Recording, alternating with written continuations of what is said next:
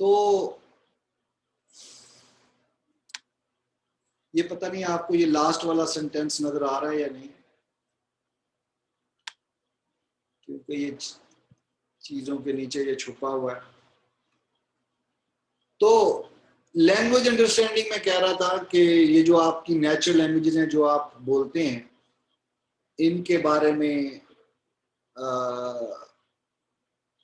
बारे में चीजें बना के एजेंट का हिस्सा बनाना, और इसके बाद एजेंट के अंदर, और ये सारी चीजें किससे ताल्लुक रखती हैं? एआई के कंपोनेंट से सारे। ये सारी ब्रांचेज हैं, एक ब्रांचेज कह लें, या इन चीजों की जरूरत है आपको कोई एजेंट बनाते हुए। डिपेंड करता है आप किस किस्म का एजेंट आप बना रहे हैं। बाजुकात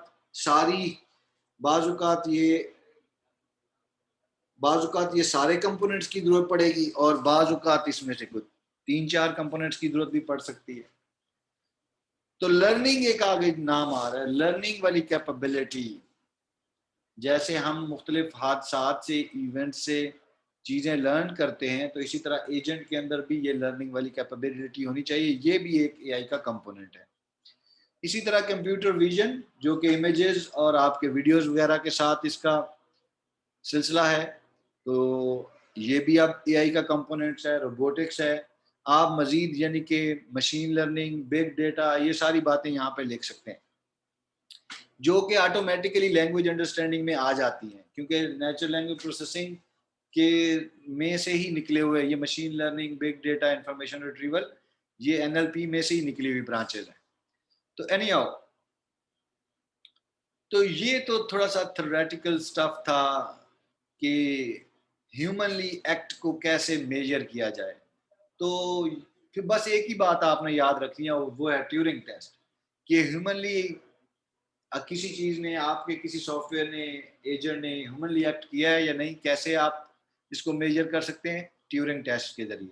इसके अलावा और भी बहुत से टेस्ट हैं, 7-8 हैं, लेकिन ये आपकी जो टेक्स्ट बुक है उसमें सिर्फ इसी की बात की गई है, तो इसलिए आपको यहीं पे यही नजर आ रहा है। वरना और भी चाइनीज मेथड है, चाइनीज रूम और इस तरह की बहुत सी चीजें हैं। एनी हाउ, कभी ना कभी आप वो भी चीजें देख लेंगे। अच्छा, ये जो टेस्ट है ये काफ़ी पुराना था, 1950 का था, तो इसके अगेंस्ट फिर क्रिटिक्स भी हैं बहुत सी। तो वो जो इश्यूज हैं इसके साथ वो नीचे लिखे हुए हैं, आपको नज़र आ रहे हैं कि ये एक ऐसा टेस्ट है जो रिप्रोड्यूस नहीं किया जा सकता। एक दफ़ा जब ये टेस्ट आपने किसी इंसान से ले लिया, सो ले लिया। अगर आप उससे दोबारा लेना चाहते हैं तो कुछ भी हो सकता है। कुछ भी का मतलब है उसको पता लग जाएगा, या पहले को आइडिया हो जाएगा, या उसके रिजल्ट्स थोड़े से बायसनेस उसके अंदर आ जाती है। फिर ये टेस्ट कोई, वो कहता है कि कंस्ट्रक्टिव नहीं है, कोई तामीरी किस्म का टेस्ट नहीं है, बड़ा ऐसे थ्योरेटिकली ऑब्जर्वेशन बेस्ड टेस्ट है।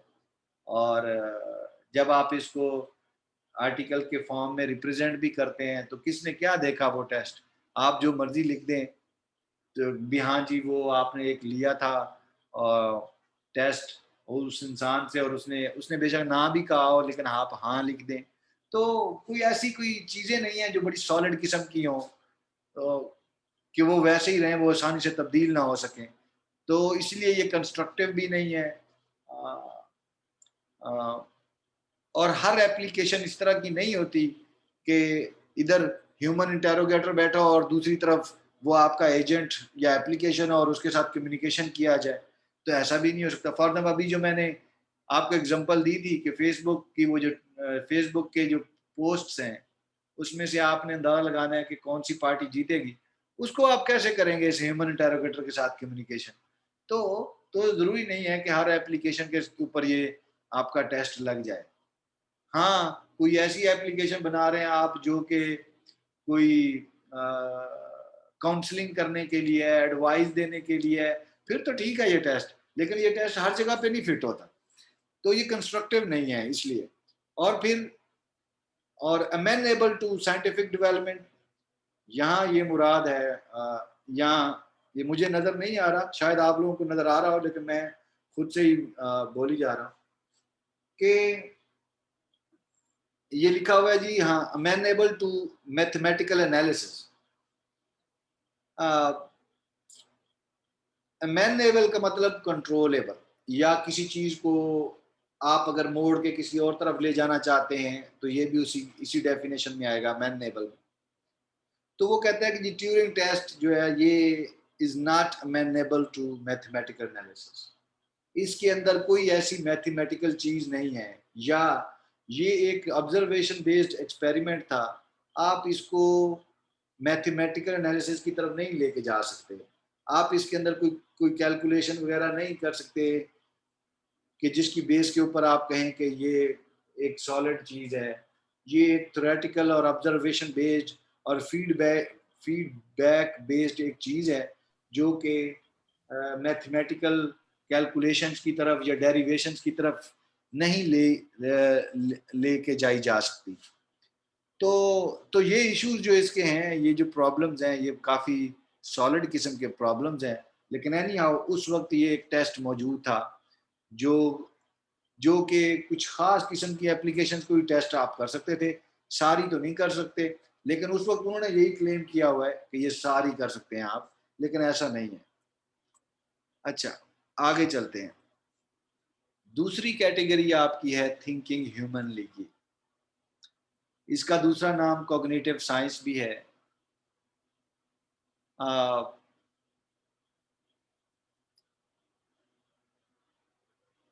अगर आप कोई प्रोग्राम बनाते हैं और कहते हैं कि इसके अंदर कोई ऐसी आ, मैं खासियतें बिल्ड करूंगा कि ये ह्यूमंस लाइक ये थिंकिंग करेगा, तो फिर सबसे पहला सवाल जो आपसे बनता है कोई करे कि आप भाई ये पहले ये तो बताओ कि ह्यूमंस कैसे थिंक करते हैं, पहले ये तो बताओ ह्यूमंस कैसे सोचते हैं। जब आपको ये पता होगा कि ह्यूमंस कैसे सोचते हैं तभी आप कोई एप्लीकेशन या प्रोग्राम बना सकते हैं। तो पहले तो फिर इस सवाल का जवाब ढूंढें कि ह्यूमंस कैसे थिंक करते हैं।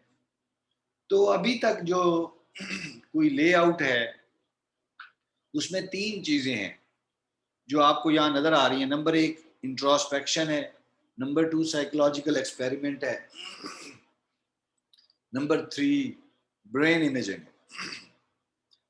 इंट्रोस्पेक्शन क्या है? अब ये पहली दो चीजें तो ऐसी हैं जो कि कंप्यूटर साइंटिस्ट तो कर ही नहीं सकते। हाँ, कोई साइकोलॉजी वाले लोग ये कर सकते हैं, उनकी कोई थ्योरीज या मॉडल्स होंगे जो कि वो परफॉर्म करते होंगे।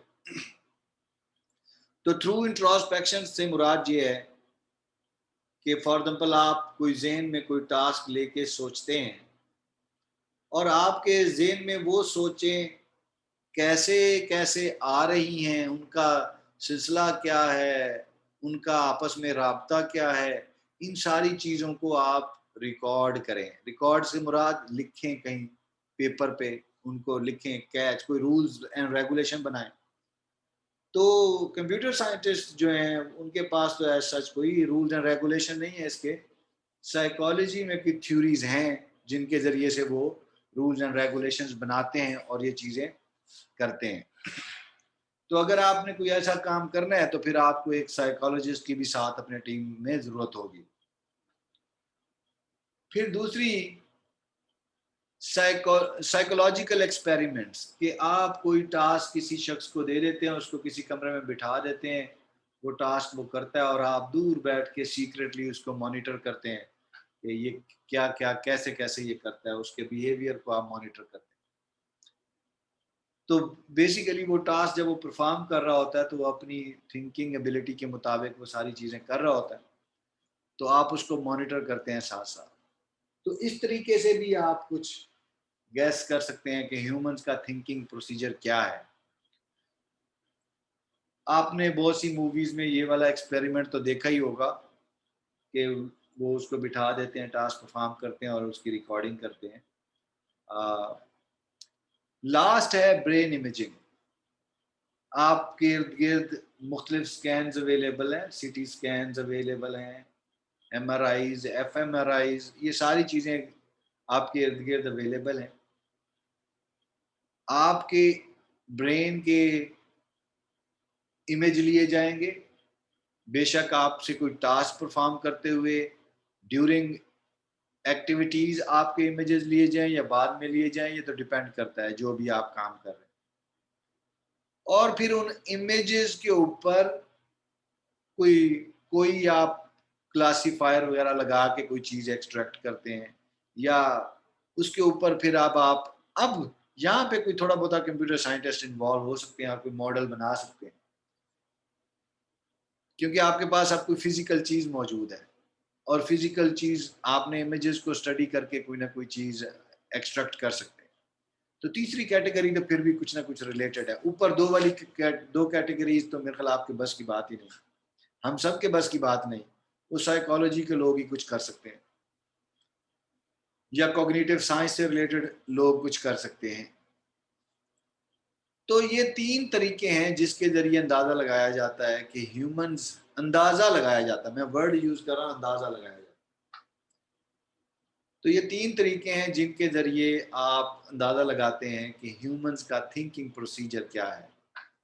और इन तीन तरीकों से, अगर आपकी टीम में ये लोग हैं, इन तीन तरीकों से आप कोई इंफॉर्मेशन इकट्ठी करते हैं और फिर उसकी एक थ्योरी बनाते हैं, प्रिसाइज थ्योरी, यानी कि बड़ी डिटेल्ड और करेक्ट थ्योरी आप बनाते हैं ह्यूमन माइंड के बारे में। जब आपके पास थ्योरी बन जाती है तो फिर पॉसिबिलिटी है कि आप फिर उसका प्रोग्राम बना सकते हैं, और जब आपके पास प्रोग्राम बन जाएगा तो उसको आप इनपुट देंगे, प्रोसेस होगा, आउटपुट आपके पास आ जाएगी। तो वो जो आउटपुट आपके पास आएगी उस प्रोग्राम की, वो बेसिकली उस प्रोग्राम का एक्शन होगा, उस प्रोग्राम का बिहेवियर होगा। वही इनपुट जो आपने उस प्रोग्राम को दी थी, जिससे मुराद ये है कि जो एक्टिविटी आपने उस प्रोग्राम को दी थी, वही एक्टिविटी या इनपुट आप किसी और इंसान को दें और उससे भी आउटपुट लें, उसका भी बिहेवियर लें, फिर अपने प्रोग्राम का बिहेवियर और उस इंसान का बिहेवियर आपस में मैच करें। अगर तो मैच हो जाता है तो फिर आप ये कहने के बिल्कुल यानी कि सही दावेदार होंगे।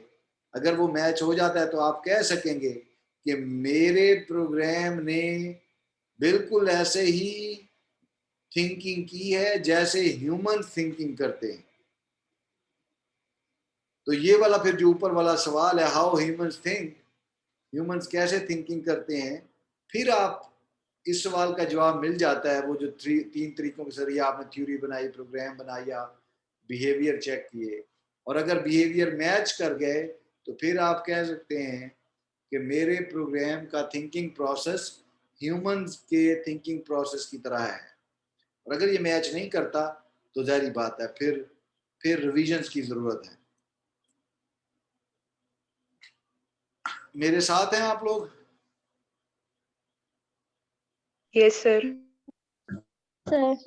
अच्छा, तो ये सारी बातें मैंने कहा था कि थिंकिंग ह्यूमनली, ये हाउ ह्यूमंस थिंक, अगर ह्यूमंस की थिंकिंग के ऊपर बात हो तो ये कॉग्निटिव साइंस कहलाती है, ये फील्ड कॉग्निटिव साइंस कहलाता है।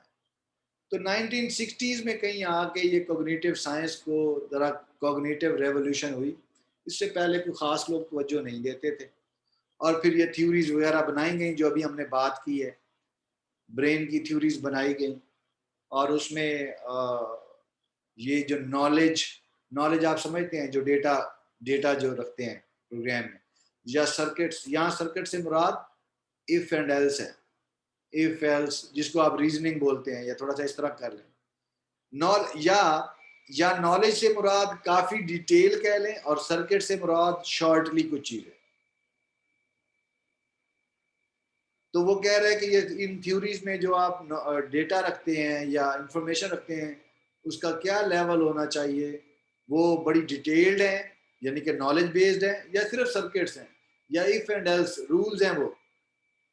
तो और फिर उन थ्योरीज को आप कैसे वैलिडेट करते हैं, वो अभी मैंने बताया कि प्रोग्राम का बिहेवियर और इंसान का बिहेवियर आपस में मैच करेंगे।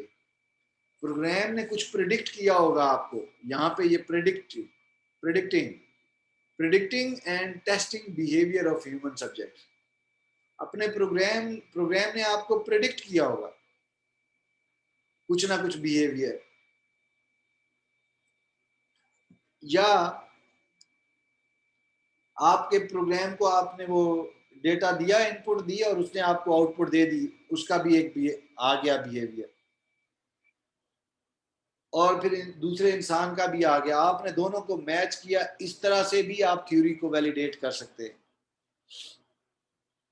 या फिर अगर आप सिर्फ कंप्यूटर साइंस से हट के, प्रोग्राम है ही नहीं आपके पास, आप सिर्फ कॉग्निटिव साइंस में है, तो उस वक्त लोग क्या करते थे, वो सिर्फ इंसान ही प्रिडिक्ट करते थे कि ये टास्क मैं अगर दूंगा तो ये कुछ हो सकता है, और फिर एक्चुअली उन ह्यूमन सब्जेक्ट्स के ऊपर परफॉर्म करके टेस्ट करके देखते थे कि क्या उन्होंने वैसे ही किया। और इस तरह का, इसलिए फिर यहाँ पे लिखा हुआ है predicting and testing behaviour of human subjects, कि या तो फिर कॉग्निटिव साइंस की थ्योरीज को आप इस तरह वैलिडेट कर सकते हैं, या फिर आप डायरेक्टली जो आपके पास इमेजेस हैं, अगर ब्रेन के न्यूरोलॉजिकल डेटा है आपके पास, या फिर डायरेक्टली किसी मैकेनिज्म के जरिए आप उन इमेजेस से एक्सट्रैक्ट कर सकते हैं कि क्या ऐसा है कैसा नहीं। आपके सामने ये जो डॉक्टर्स होते हैं, ये बहरहाल वो तो नहीं, लेकिन वो भी जब कोई स्कैन वगैरह देखते हैं तो प्रिडिक्ट करते हैं कि ये चीज़ फलां है, ये चीज़ फलां है। उनको ज़्यादा डिटेल में तो नहीं पता होता, लेकिन जो न्यूरो सर्जन वगैरह होते हैं तो उनको कुछ अंदाज़ा होता है, वो उन स्कैन्स को वही समझते हैं। तो उन स्कैन्स को भी डायरेक्टली आप वहां से भी कुछ ना कुछ आइडेंटिफाई कर सकते हैं। अच्छा, बातें चलती चलती फिर यहाँ पे पहुंचती हैं कि ये कॉग्निटिव साइंस और या ये cognitive neuro science. Cognitive science से मुराद फिर होगा ह्यूमन थिंकिंग, और कॉग्निटिव न्यूरो साइंस से मुराद होगा सिर्फ और सिर्फ न्यूरॉन्स की स्टडी। ठीक है, सिर्फ और सिर्फ न्यूरॉन्स की स्टडी। तो आपको यहाँ से पता लग जाता है कि कॉग्निटिव साइंस जरा एक ब्रॉडर एरिया है, और कॉग्निटिव न्यूरो साइंस थोड़ा सा उसके अंदर एक स्पेसिफिक एरिया है। तो बातें चलती चलती फिर वो यहाँ पे पहुंचाता है कि कॉग्निटिव साइंस और कॉग्निटिव न्यूरो साइंस, अब ये दोनों जो है ना एआई से काफ़ी मुख्तलिफ हैं, और ये दोनों जो ब्रांचेज हैं, कॉग्निटिव साइंस और कॉग्निटिव न्यूरो साइंस, ये कुछ एआई को अब कोई ख़ास इनपुट नहीं देते। शुरू शुरू में था, लोग समझते थे कि काफ़ी ये एआई के साथ कनेक्टेड है, लेकिन जो थ्योरीज बनी हुई हैं इन कॉग्निटिव साइंस में या कॉग्निटिव न्यूरो साइंस में, वो सोशल साइंसेज के लोग हैं ज़्यादातर, वो मैथमेटिकल काम ही हैं। तो वो थ्योरीज जो हैं वो किसी काम की नहीं है आजकल के जो कंप्यूटर साइंस के लोग हैं उनके लिए। तो यही बात यहाँ पे लिखी हुई है, the available theories do not explain anything resembling human level general intelligence, के वो जो थ्योरीज हैं को वो ह्यूमन इंटेलिजेंस को जनरली कुछ उस तरह डिस्क्राइब नहीं करती। वो स्पेसिफिक उनकी अपनी ही बातें हैं, वो उन्हीं को ही समझ आती हैं। कोई ऐसी चीज़ नहीं है कि जिसको देख के, कोई ऐसे स्टैंडर्ड्स नहीं है कि किसको देख के उसके ऊपर कोई प्रोग्राम बिल्ड कर दिया जाए। तो ऐसा ऐसा कुछ नहीं है। तो ज़्यादातर जो थ्योरीज हैं फिर इन दोनों कॉग्निटिव साइंस और न्यूरो साइंस में जो अवेलेबल है, तो वो ज़्यादातर थ्योरीज जो हैं वो थोड़ी सी यूजलेस कह लें आप एआई में, क्योंकि अब एआई जब नाम आता है तो अब एआई का जहां भी नाम आता है लोग उससे कंप्यूटर साइंस ही मुराद लेते हैं, कुछ और मुराद नहीं लेते। उससे मुराद फिर कंप्यूटर साइंस भी, ये एक ऐसा फील्ड है जो कंप्यूटर साइंस से ही रिलेटेड है। तो एनी हाउ, जब ये तीनों इकट्ठे थे, cognitive science, cognitive neuro science और एआई, तो उस वक्त तो बातें होती थी, लेकिन इन सारी बातों से कम एक चीज आपको चीज मिली है हिस्ट्री में, और वो है कि डायरेक्शन सेट हो गई। आर्टिफिशियल इंटेलिजेंस की प्रॉपर डायरेक्शन सेट हो गई और होती जा रही है। शुरू में बहुत सारे फील्ड साथ थे, ऐसा ऐसा उनकी जरूरत कम हो रही है और ऐसे मजीद डायरेक्शन क्लियर हो रही है। नेक्स्ट कैटेगरी है थिंकिंग रैशनली की। इसका दूसरा नाम लॉज ऑफ थॉट अप्रोच भी है, या दूसरा नाम कह लें, या इसको कहें कि थिंकिंग रैशनली में आप इस कैटेगरी को, लॉज ऑफ थॉट को हम इसलिए लिखते हैं कि थिंकिंग रैशनली, जब रैशनली का वर्ड आता है तो नॉर्मली हमारे जहन में आता है कि रैशनली से मुराद होगा कि बड़ा लॉजिकली कोई चीज़ बेस करती हो लॉजिक के ऊपर। तो अगर लॉजिक के ऊपर बेस करती हो तो आपको अगर याद हो डिस्क्रीट का चैप्टर 1 है या 2 है, जो आपने लॉजिक और प्रोपोजिशनल लॉजिक के बारे में पढ़ा था, और उसमें आपने बहुत सी कोई प्रेडिकेट कैलकुलस और प्रोपोजिशनल लॉजिक में बहुत सी चीज़ें, रूल्स पढ़े, मॉडस्ट टॉलेंस, मॉडस्ट पोनेंस और इस तरह के बहुत से, और P इम्प्लाइज Q और फलाना, और फिर कंक्लूजन निकालते थे आप लोग। तो वो सारे रूल्स थे, वो सारे स्टैंडर्ड थे, जैसे अवेलेबल हैं वैसे यूज करने हैं। इसलिए उनको कहा जाता है कि ये नॉर्मेटिव हैं या प्रिस्क्रिप्टिव हैं, कि ये स्टैंडर्ड्स हैं। और ये डिस्क्रिप्टिव नहीं है। डिस्क्रिप्टिव जिसको मजीद कोई आप फैला सकें, जिसको कोई मॉडिफाई कर सकते हैं कोई चीज़, तो वो डिस्क्रिप्टिव होती है। प्रिस्क्रिप्टिव कौन सी होती है? जो स्टैंडर्ड है, जो जैसे है वैसे ही आपने यूज करनी।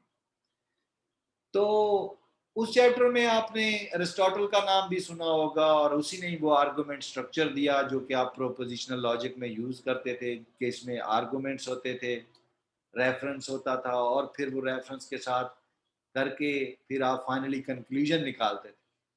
तो उसने एक आर्गुमेंट स्ट्रक्चर दिया हुआ। ये बात ऐसा ही है या नहीं है? आप लोगों को कुछ याद आता है डिस्क्रीट में चैप्टर 1 2 में ये प्रोपोजिशनल लॉजिक वगैरह पढ़ा था या नहीं पढ़ा था?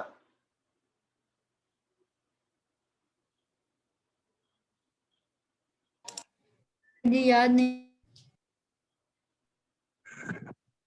अच्छा, लॉजिक्स तो पढ़।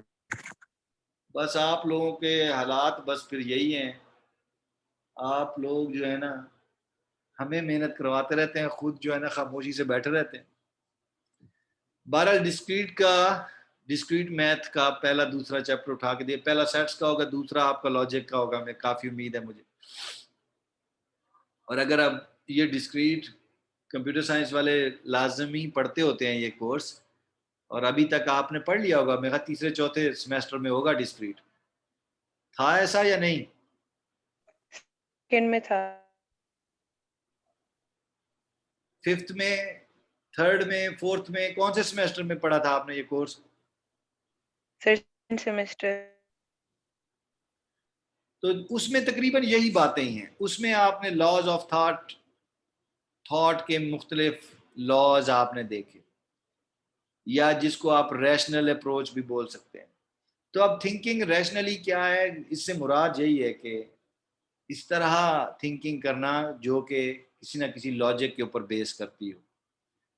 तो ये पॉइंट नंबर 2 में यही चीज़ें मेंशन है कि ग्रीक्स ने ये चीज़ें स्टार्ट की, उन्होंने ज़्यादातर ये नोटेशंस और rules of derivation for thoughts दिए।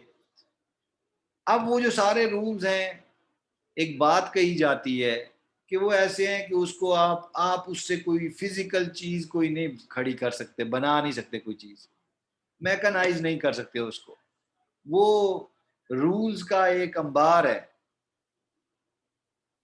जो कि उससे कोई ऐसी चीज, या उससे उनको बेस करते हुए कोई प्रोग्राम शोग्राम। वैसे तो प्रोलॉग में भी उसका इन्फ्रेंस इंजन है जिसके अंदर यही चीजें थोड़ी सी चलती हैं, लेकिन वो सारी नहीं है। तो कहने का मकसद ये है कि ये एक ऐसी कहानी है, ये लॉज ऑफ थॉट अप्रोच की। ये अब इसके क्रिटिक्स हैं कि जिसको आप कोई आसानी से जो है मैकेनाइज नहीं कर सकते, उससे कुछ फिजिकल चीज नहीं बना सकते। मे लिखा हुआ है, बना भी सकते हैं और नहीं भी बना सकते। आपको अगर याद हो डिस्क्रीट स्ट्रक्चर में, जब टीचर आपको कोई केस स्टडी देता था और कहता था ये एक पैराग्राफ है लंबा चौड़ा, अब आप इसको प्रोपोजिशनल लॉजिक में या प्रेडिकेट कैलकुलस को यूज करते हुए वो लिखें जरा P इम्प्लाइज Q की फॉर्म में, और मुख्तलिफ रूल्स यूज करते हुए कोई कंक्लूजन निकालें इस केस स्टडी का, तो आपको बहुत गुस्सा आता था उस टीचर के ऊपर कि ये सवाल कहाँ से दे दिया। आपको नहीं समझ आता था कि किस स्टेटमेंट का आपने वेरिएबल्स बनाने हैं, किसके नहीं बनाने। इस तरह की बातें होती थी उसमें या नहीं? ये जिसने रेज हैंड किया हुआ है वो वैसे ही पूछ ले। रेज हैंड, बीच में बातें चल रही हैं, आप वैसे ही पूछें, काट दिया करें मुझे। जी पूछें।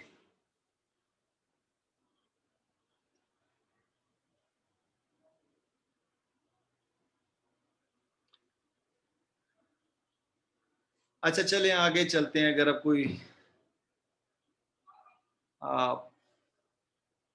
तो वो मैं जो कह रहा हूँ वो पैराग्राफ आपको नहीं समझ आता था ज्यादातर।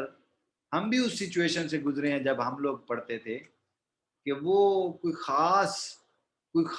ऐसी कोई चीज नहीं है प्रैक्टिस के अलावा कि जिससे हम फाइनली कह सकें कि ये जो है ना जिससे हम फाइनली कह सकें कि ये जो स्टेटमेंट्स है इसको मैंने कंसीडर करना है, इस स्टेटमेंट को मैंने कंसीडर नहीं करना है, इसके मैंने वेरिएबल्स बनाने हैं, इसके नहीं बनाने हैं, यहाँ मैंने ये रूल लगाना है।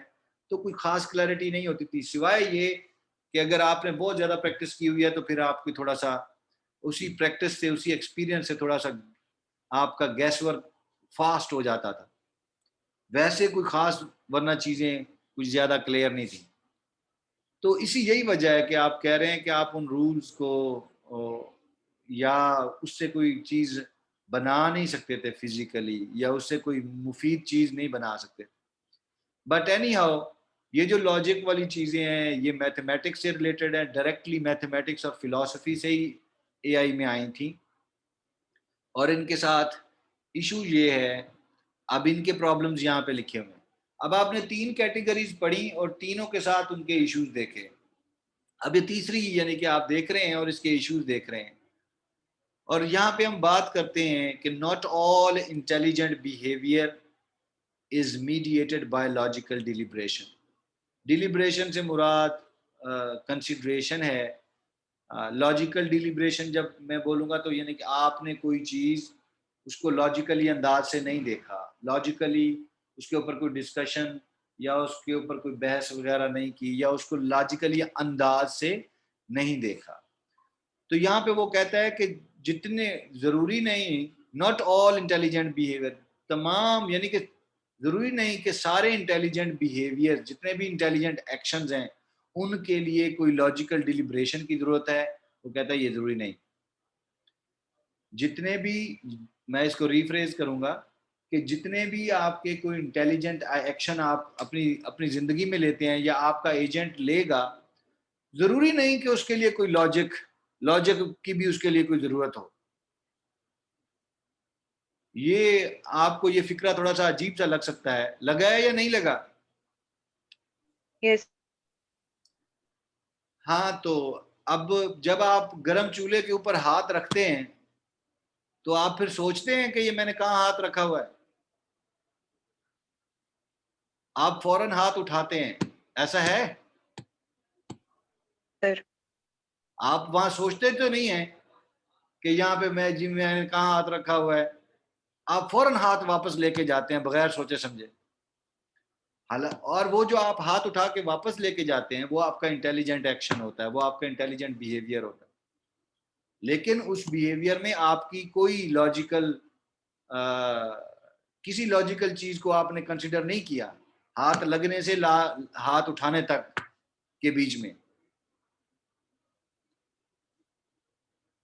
अच्छा, तो ये भी, ये यानी कि जो इशू था इसके साथ कि तमाम इंटेलिजेंट एक्शंस जो हैं जरूरी नहीं है कि उनके साथ लॉजिक की जरूरत हो, लेकिन कहीं ना कहीं तो होती है। लेकिन उसने किसी किसी खास इंटेलिजेंट एक्शन के लिए कोई लॉजिक की जरूरत नहीं भी है, ये भी एक इशू तो है। बहरहाल जैसे अभी एग्जांपल से हमने उसको क्लियर भी किया। और दूसरा इशू ये होता है जब ये लॉज ऑफ थॉट अप्रोच में, दूसरा इशू ये है कि आपको अगर वो डिस्क्रीट स्ट्रक्चर के टीचर की केस स्टडी अगर आपको याद हो, जो आपको पैराग्राफ उसने अगर कहीं दिए हैं कोर्स में कि इनका सोल्यूशन निकालो, तो आपको नहीं समझ आता था कि इस सारे पैराग्राफ में किस स्टेटमेंट को मैंने कंसिडर करना है, किसको नहीं करना। वो कोई इतना आसान नहीं था। बिल्कुल इसी तरह यहाँ पे दूसरा पॉइंट लिखा हुआ है कि आपको कोई टास्क परफॉर्म करनी है, या जितनी भी आपके ज़हन में जितनी सोचें आती हैं, जितनी भी सारी सोचें आती हैं, आपको नहीं पता कि किस सोच को आपने कंसीडर करना है और किस सोच को आपने कंसीडर नहीं करना। दूसरा प्रॉब्लम लॉज ऑफ थॉट के साथ ये है। अब इसको मैं अगर मजीद इसको इस लंबे से पॉइंट को, बड़े से पॉइंट को अगर मैं वो क्या कहते हैं कूजे में बंद करने की कोशिश करूं, तो फिर मैं आपको यही कहूंगा कि वो जो डिस्क्रीट स्ट्रक्चर वाले ने पैराग्राफ दिया और उसको कहा कि इसको सॉल्व करो, क्या है इसका कंक्लूजन है, तो आपको समझ नहीं आता था कि कौन सा स्टेटमेंट है जो मैंने जिसके वेरिएबल बनाने हैं और कौन से है जिसके मैंने नहीं बनाने, वो प्रोपोजिशनल लॉजिक में। तो बिल्कुल उसी तरह ही वो कहता है कि जब आप कोई आगे प्रोजेक्ट करेंगे, एआई का कोई एजेंट डिजाइन करेंगे और इस तरह की कोई नेचर होगी और लॉज ऑफ थॉट अप्रोच पे चलना है, तो फिर बाज़ औक़ात ये चीज़ें समझ नहीं आती कि कौन सी चीज़ों को कंसिडर करना है और कौन सी चीज़ों को कंसिडर नहीं करना। अच्छा, इस लॉज ऑफ थॉट अप्रोच के ऊपर मजीद और 2 बड़ी रुकावटें भी हैं।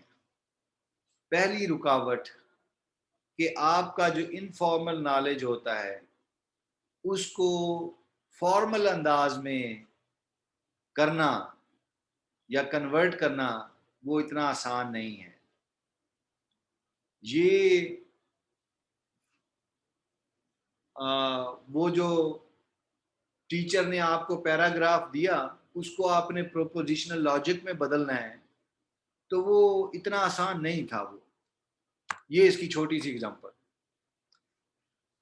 या अगर आप ये अंदाजा लगा रहे हैं कि ये जी मौसम 7-8 दिन के मौसम, बाहर आप देखते हैं कि बाहर ये बादल आए हुए हैं, अब ये धूप निकल आई है, ये पत्ते इस तरह हिल रहे हैं, हवा इस तरह चल रही है, ये सारा आपका इनफॉर्मल नॉलेज है जो आप ऑब्जर्व करते हैं। अब आपने कोई प्रेडिक्शन सिस्टम बनाना हो कि कब बारिश आ सकती है, तो ये सारी इंफॉर्मेशन आप व्यू तो कर रहे हैं, लेकिन इन सारी इंफॉर्मेशन को कोई फॉर्मल अंदाज में लॉजिकल रूल्स में लिखना, लॉज ऑफ थॉट, वो जो रूल्स हैं प्रोपोजिशनल लॉजिक और प्रेडिकेट कैलकुलस, उस फॉर्म में लिखना इनको इतना कोई आसान नहीं है। और स्पेशली जब आपके पास नॉलेज आपको वो इज लेस देन 100% सर्टन हो, जब आपके ये बाहर जो चीजें आप नॉलेज गेन करेंगे, जो बाहर आप चीजें गेन करेंगे, इंफॉर्मेशन गेन करेंगे, और वो 100% सर्टन भी ना हो, 100% यकीन भी ना हो उन बातों के ऊपर, तो फिर ये चीज तो बहुत ही मुश्किल हो जाती है। दूसरा पॉइंट कि थ्योरेटिकली किसी चीज को करना और बात है और प्रैक्टिकली किसी चीज को करना और बात है। तो प्रैक्टिकल और थ्योरी में भी काफी जमीन आसमान का फर्क है। तो इसलिए भी ये जो थिंकिंग रैशनली वाली अप्रोच थी और इसमें जो चीजें लॉज ऑफ थॉट आपको अवेलेबल थे और उसके जरिए आप कुछ कर सकें, इसलिए भी वो कोई ज्यादा यूजफुल नहीं है। आगे चलते हैं। एक्टिंग रैशनली, एआई की आपकी ये चौथी कैटेगरी है, एक्टिंग रैशनली। अब रैशनल बिहेवियर क्या होता है? रैशनल बिहेवियर से आपने अभी तक चैप्टर 1-2 तक, अभी इंट्रोडक्टरी लेवल तक आपने यही समझना है, doing the right thing. Rational behaviour या रैशनल एक्शन क्या है? डूइंग द राइट थिंग, सही सही कोई चीज करना, ये है जी रैशनल बिहेवियर, रैशनल एक्शन।